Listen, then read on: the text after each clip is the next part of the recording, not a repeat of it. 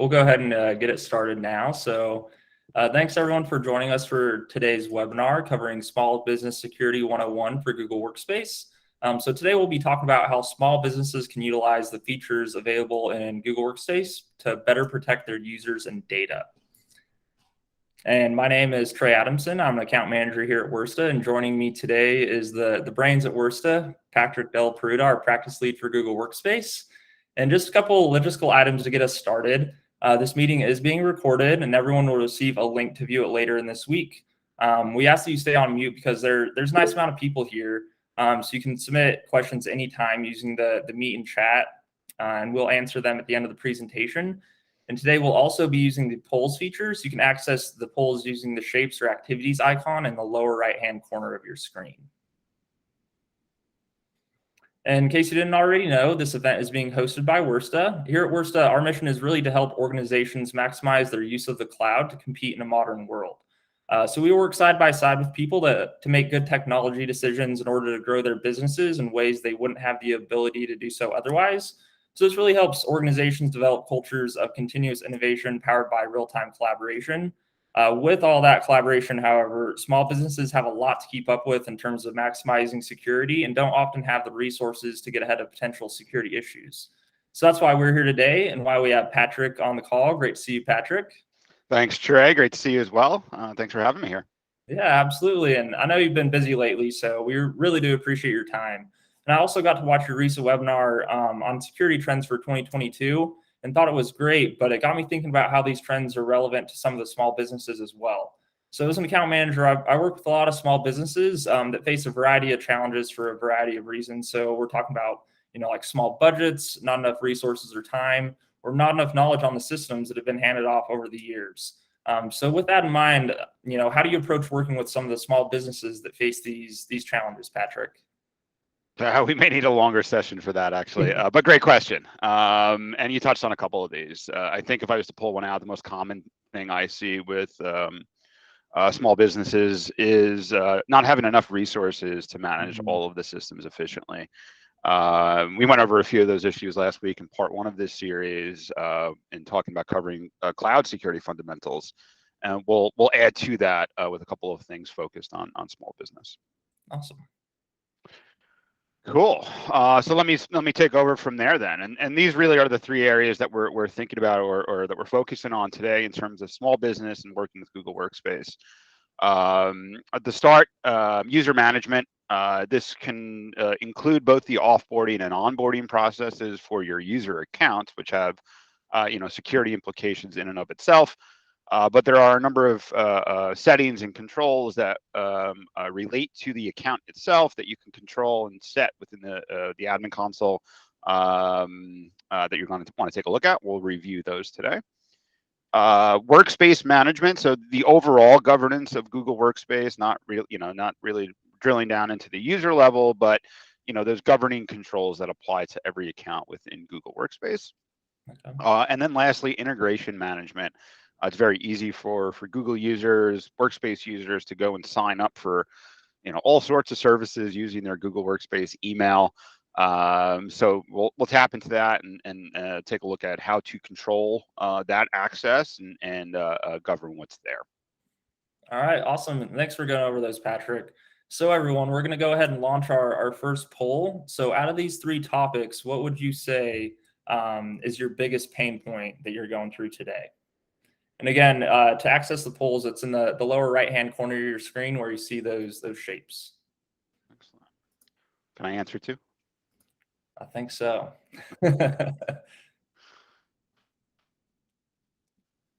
Votes are coming in. I love these live polls. I know, it's great. Workspace management, user management, neck and neck. They are. Anyone else have some input? Oh, there we go. Integration management getting some more. Excellent. Awesome. Well, looks like, these are pretty hand in hand. So we'll spend, a good bit of time going over all three. But I think to begin with, we'll start off with the user management piece. That's correct. I thank you all for voting. So let's start here with user management. And I touched on a couple of these things already, but the life cycle of a user starts obviously with onboarding. But before we get into the onboarding, offboarding, let's talk about a couple of the security aspects that we often, unfortunately, find too often are not enabled in mostly smaller businesses. So to start with, 2FA or two-factor authentication. This goes without saying. This should be absolutely enabled in all cloud-based systems or all systems, regardless.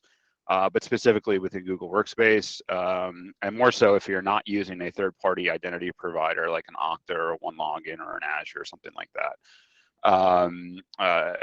2FA within Google Workspace has matured quite a bit over the last 12 months. So historically, I remember doing this a number of years ago with a prior company. There were very little controls from the administrator's perspective on how to roll out native two-factor authentication within Google Workspace. That often led to users getting locked out of systems and required a bunch of administrator time in order to rectify those users that didn't comply with 2FA. Google has since introduced a number of new controls that allow administrators to roll out 2FA in a controlled fashion. For example, you can now set an enforcement date for a future date, right? So along with some communication and change management, hey, dear user, in 30 days, we're going to be rolling out or enforcing 2FA. Please use the next 30 days to make sure you go in and sign up for that. These are new controls, much needed in terms of being able to roll out 2FA effectively. The other piece of that is around onboarding, which we'll touch on in a second, but Google's added new controls for that specifically. Awesome. I think we have another poll coming up here, everyone. So please don't be shy and let us know if you currently use two-factor authentication at your organization. Yay, more polls. Yes. We got one no, bunch of yeses. Excellent. Almost all yeses. I love it. For the one who did mark no, that would be the first thing I do after I hang up on this call, after we submit our feedback forms. We'd love to hear your feedback. But 2FA, if you're not controlling it through a third party, absolutely something that you should look to roll out natively within Google Workspace. The second part of that is sort of complex passwords or password management in itself. And this is another area where Google has improved quite a bit over the last 12 months or so. Historically, I've been a Workspace, G Suite, Google Apps administrator for about 12 years now, working within the environment. I've seen this mature quite a bit. Passwords, historically, you had one option, and that was to set the minimum character length for your Google password.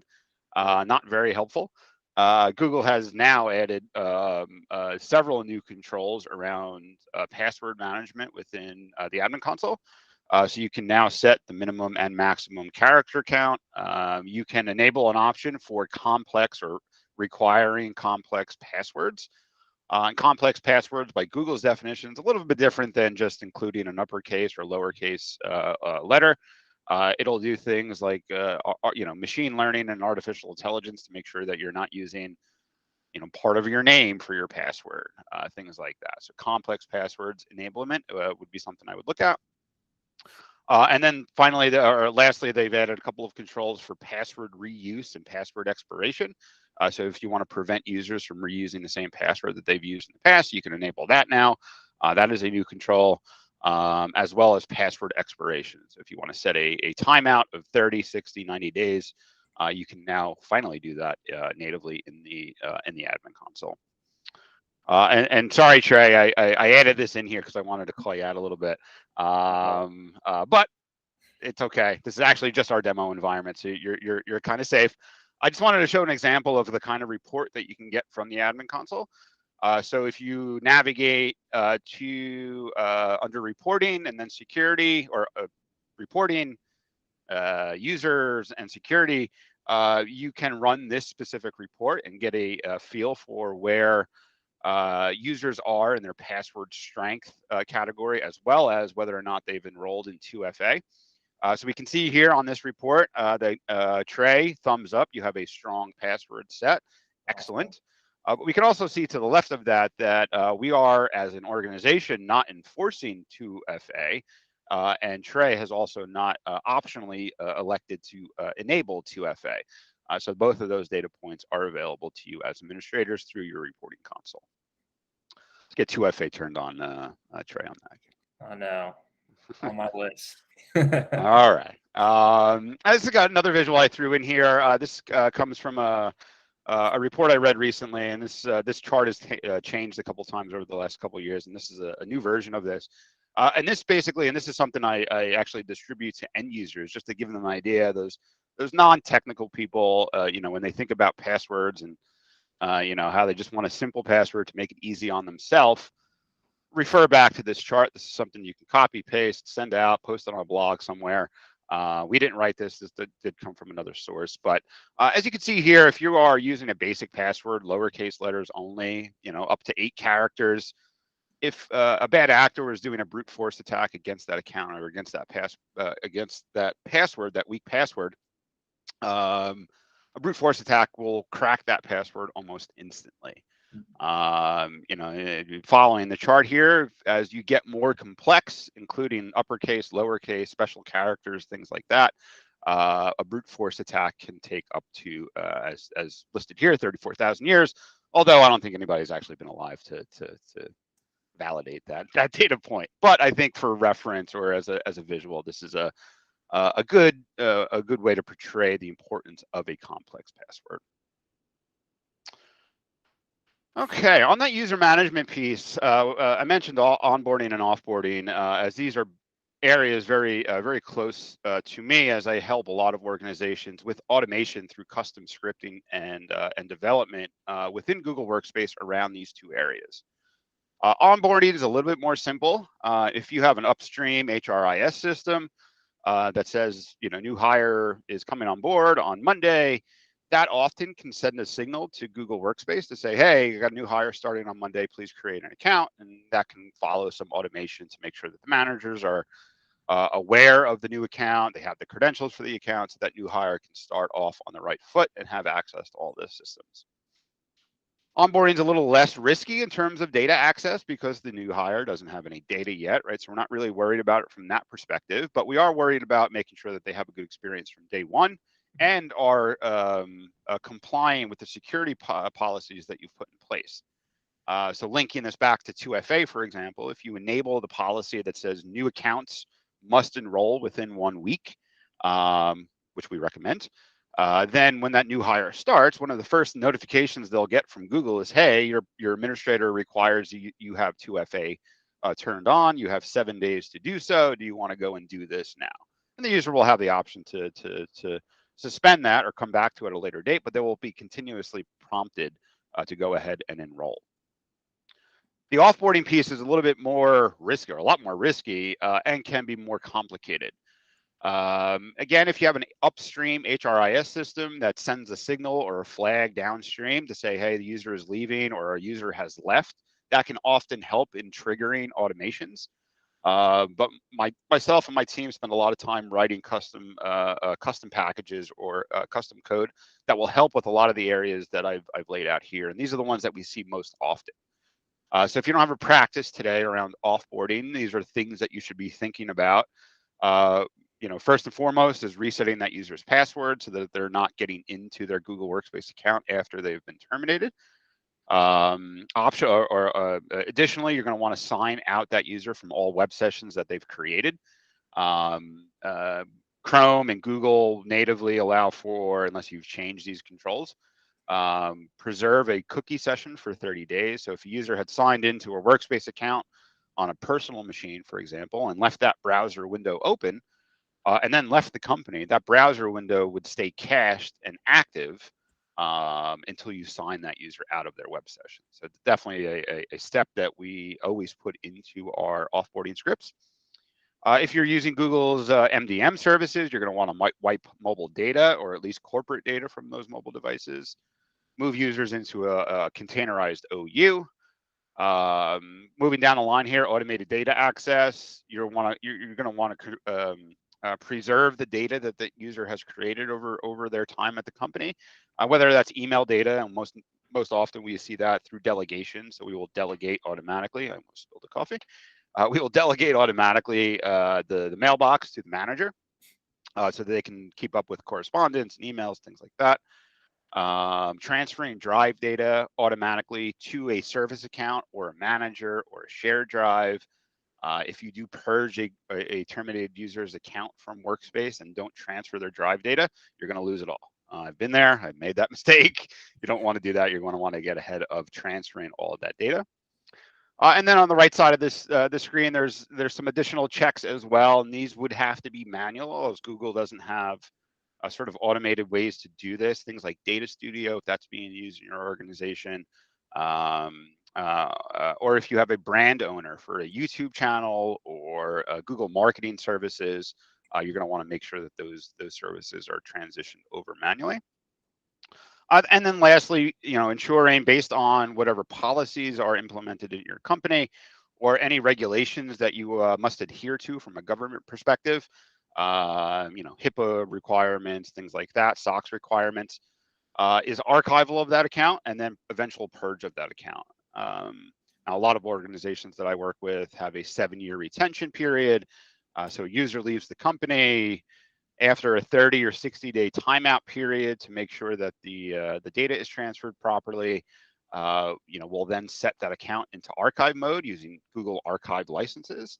After which we have additional scripts that will purge that account down the line. Most of this is all custom dev stuff, unless you're using a third-party system like a Better Cloud. Better Cloud has a great automated workflow engine built into it where you can accomplish a lot of these tasks just through a UI. If you're not a Better Cloud customer or have a third-party tool in place and you want to look at this from an automated fashion, we can certainly help with developing a script that will work within your organization. All right, I don't have my questions, so I don't think any questions have come in. All right, so let's move on to workspace management. And this, again, is more of the governing piece of workspace in general, right? So this is not user specific. This is more the overarching governing controls around Google Workspace. Most notably, TLS, or first I have listed here is TLS enforcement. Now, natively, Gmail is TLS opportunistic. So if the recipient domain of an email that you send from your Workspace account is also TLS compliant or TLS capable, Gmail will send that over TLS channels by default, which is great. Not every vendor out there, though, or every organization out there will support TLS. Now, you can require this at a workspace level. If you only want your users to be able to communicate over email with other TLS enabled or TLS compliant systems, you do have the option to enforce this at the admin console level. Awesome. Apologies, don't want to hop in here, but I know we discussed TLS during part 1 of the series, and just wanted to hammer in that it's a great built-in feature in Gmail to really help keep your data and users secure. And it's just a feature that you can set and forget. So not something they have to keep on going back in and checking. So just a really, really easy win there for y'all. That's correct. And there's great monitoring around that, right? So if you're communicating with somebody that's non-TLS compliant, you're still going to want to keep track of that. You don't want to, risk locking users, not locking users out, but preventing users. But right. I completely agree. Trey, thanks for jumping in there. This is sort of a quick win that you can enable pretty quickly. Going down the line here, advanced phishing and malware protections. Google's added a number of safety controls for inbound email to make sure that things like links within an email or attachments in email have not only been vetted by Google's algorithms to make sure that they're safe, but make it more visual and make it more intuitive for the recipient of those emails to say, hey, this there is something risky in here. You're going to want to take extra caution when you're clicking on that link. So those are all optional under your email safety section under Gmail. That includes additional settings for like domain spoofing and embedded link and image protection, etc. And lastly here, I threw this on late because it is hot off the press, so to speak. Google announced this last week as general availability. We have been beta testing this for a while internally here at Worsted, but this is the Drive encryption service. Thank you, Emily. There is a link to the blog that Google just put out on this specific service. Here at Worsta, we use Virtue for email encryption from time to time when we're communicating outside of the company. This expands what services like Virtue can do. So it's not only now protecting things in Gmail, but with the Drive encryption service and a subscription to a third-party service like Virtue, you set up an API key within your admin console that tells Google, the admin console, who your Drive encryption service is. And then from that point, when users upload new files into Google Drive, they are now encrypted with a private key that only you know, right? So there's no rogue eyes in Google's data centers anywhere being able to look at data. All of your data is now encrypted through a private key that only you know. Brand new service, certainly something that we encourage administrators to take a look at, see if it fits in their organization. And if you need help or assistance in rolling that out or choosing a partner, Worsta would be happy to work with you on that. Awesome. Thanks for going over those controls, Patrick. I know I've helped several clients personally with the spoofing and authentication setup. So in the safety section of the admin console, there's a section for spoofing and authentication where the admins can select the actions that they want to apply to incoming emails. So maybe at the end of this presentation, if we have a few more minutes after our questions, we can hop in the admin console and show everyone where that's at. I'd be happy to. Absolutely. Thank you. I'll make sure I leave enough time to do so. Only a couple more slides here. This is just a quick screenshot of the security dashboard within admin console. We often find administrators aren't aware of this or have never really spent time in looking at what data is available to them in this security dashboard. This should be available to all SKUs unless Google has changed something again, which I wouldn't be surprised of, but this should be available to everybody. It's under security and then your security dashboard. This dashboard has a number of widgets or charts in it that display all sorts of security related information. This quick example shows the amount of emails that went out authenticated from our domain, so SPF and DKIM compliant. There are other great charts on the security dashboard, things like the number of times a user has reported an email as phishing or spam, right? So it's one of the data points I look at almost daily. I'd like to say daily, but it's not really daily, at least weekly. How many times spam messages have passed Google spam filters and ended up in the inbox of our users, right? So that's a data point that I like to keep track of. If we see a large spike of users reporting something as spam or phishing, it's usually an indication that something has made it through filters, and we'll take additional action on that to ensure that no users are at risk. And then lastly is integration management. Sorry, I know I have a sneeze coming here. I've talked about this in some previous webinars, but it's an area just like onboarding and offboarding that I spend a lot of time working with customers on.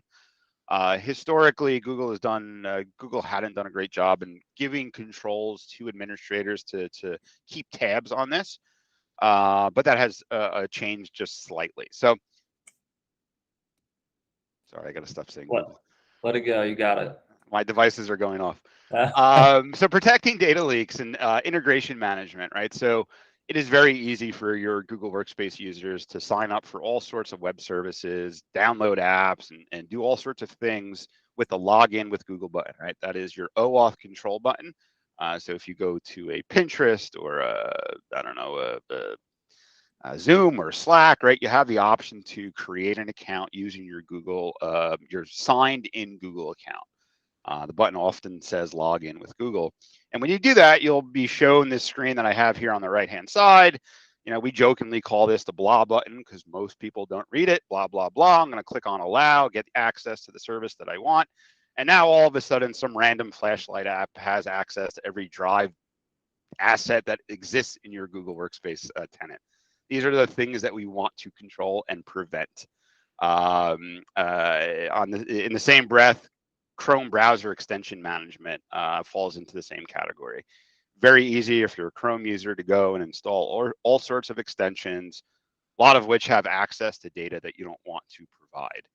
Now, Google does a good job in controlling at least the Chrome Web Store for malicious extensions, things like that, but it does happen. There was a case last year of a very popular extension having been bought by somebody else. It was sold and bought, And whoever bought it was a malicious actor and turned the previously healthy and useful extension into something that was pulling and scraping data from those users. So Google's added a bunch of controls here on OAuth Control. This is the screen that you'll see if you navigate into that section. So that's going to be under security, data and access control, and then API controls, I believe is the correct path, although Google has changed that a little bit. And what we see here on the bottom are OAuth connections that users within this domain have made, some of which mean nothing to me. The names mean nothing to me. I have no idea what they're doing. And you can see on the right-hand side, they're either in a trusted or limited state. I can, as an administrator, say every app here is revoked. I want to revoke access to all of these apps, and then turn on controls that say any third-party OAuth app that it's requesting, say, drive access is prevented or disabled by default until it goes through some sort of security review. So again, the OAuth control mechanisms, if you haven't taken a look at this yet, I would start with this top card where it says 63 access apps. If you click on that button that says view list, you'll be shown the full list, and you can start making some decisions around your data from there. I want to make sure we have enough time for Q&A. I spoke a little bit too long. I apologize. So Trey, I think I'll hand it back to you at this point. Awesome. Thanks, Patrick. And we do have an extensive list of services, trainings, and offerings that can help with the pain points that we discussed today. So we'll be in touch soon after the session to provide you with the resources you need to get started. Yeah, you'll see a lot of these overlap, especially training. We offer all sorts of training services, whether that's Workspace, how to use Google Docs or Gmail, up to administrator training, how to roll out and implement things like TLS or SMIME, things like that.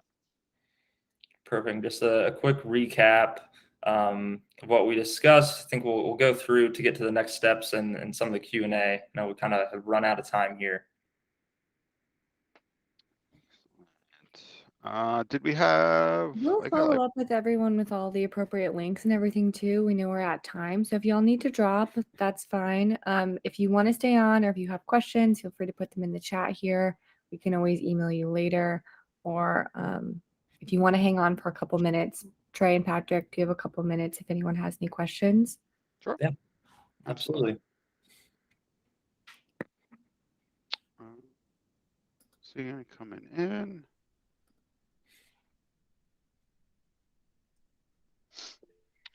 Thanks for the session. Thanks, Jim, for joining us today. Question that came in separately: what are the benefits of automating an offboarding process? Just touch on that real quick. It's not, and how easy it is to set up. Not terribly easy unless you're fluent in things like AppScript and using Google's APIs to make those things happen. There's nothing native in the admin console. But we've implemented a number of different, very customized to your organization scripts that your administrators can use to help with that. What are the benefits of archiving a user? Archive licenses within Workspace are relatively new, and it allows for the preservation of that data within Google Vault. Those are month-to-month licenses. So if you have a legal hold requirement for a user or a set of users that are no longer with the company, you can apply an archive license and preserve that data in Google Vault. Any other ones coming in over here? No. All right. All right, Emily, Trey, thank you. Oh, we have another one? Oh, no. Jason was just thanking us. Thanks for the tip on the API Access Center. We've been struggling with browser extensions. Absolutely, Jason. Feel free to reach out if you have any additional questions on that. I've spent a lot of time in that screen specifically, so I'm pretty well versed in. I'd be happy to help. Excellent. Well, Trey, thank you. Emily, thank you. Ashley, thank you for having me today. I love talking shop, and I love covering these important aspects of security around Google Workspace. Look forward to the next one.